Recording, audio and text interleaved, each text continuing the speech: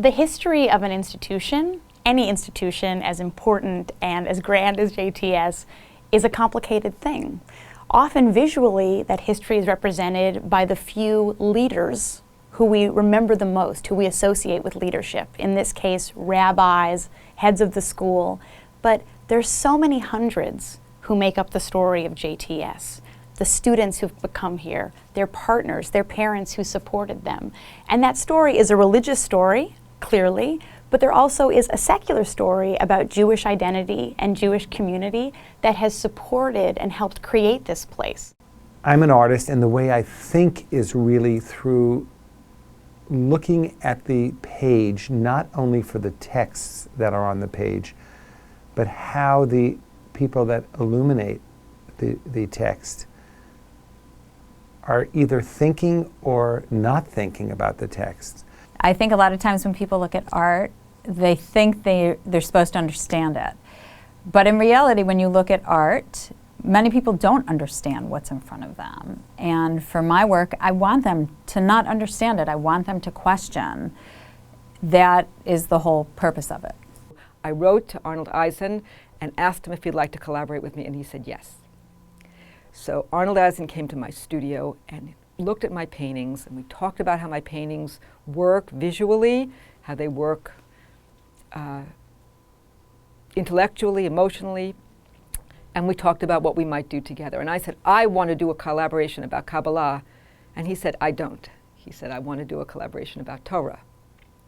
So I've always been fascinated by the shape of the pages of the Talmud, these blocks of text in this sort of almost concentric pattern with, and maybe I'm fascinated by it because not being able to read it directly in the language in which it's written, those shapes are all I can really get out of looking at a page of Talmud. I've had the opportunity here to work with two bodies of photography in this building. One is the archive that sits in the library, that's mostly unseen day to day.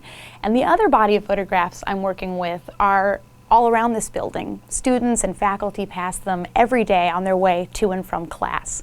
I'm combining them in a new setting and in a new way in the student lounge in the hopes of taking something familiar and shifting it so that they experience it differently. This community experiences it in a fresh, visually dynamic way. The pieces that I'm showing at the show here at JTS are all women's telly tote that I based on vintage apron patterns and that are also influenced by Jewish texts that I've studied.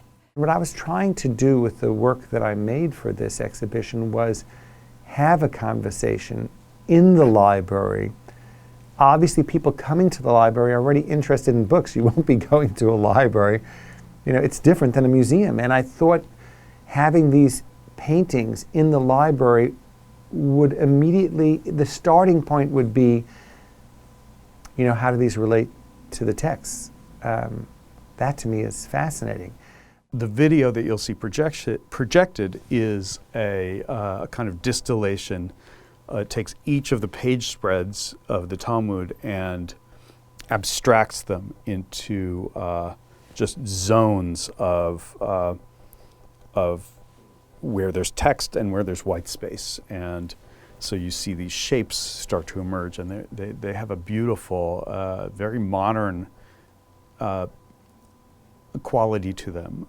I'm showing 3 paintings from a project I did in 2005, a collaboration with Professor Arnold Eisen, which was a very close reading of Exodus 33-34. We were looking at the role of vision in the revelation on Sinai and found some extraordinary things. So I'm so excited to be showing this project at JTS, which is a place where people are so engaged with Torah and so engaged with looking both rigorously and creatively at the text. This initiative is a really interesting fit with my work. In this particular series that I am working with for JTS, I'm interested in honoring ancestors, my own and those of this institution.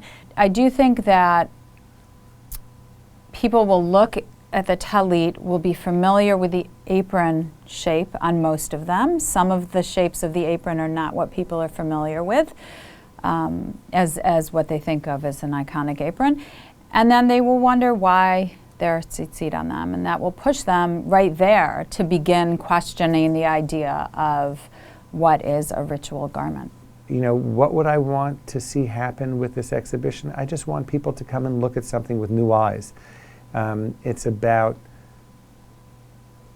just understanding that you don't know everything. You know, one of my teachers, I went to art school, one of my teachers always said, if you see the same painting twice and it doesn't speak to you in a different way, it's not usually the painting's problem, it's really your problem. It's important to re-look at things, and that's really what I hope happens with this exhibition. And I think context is really important.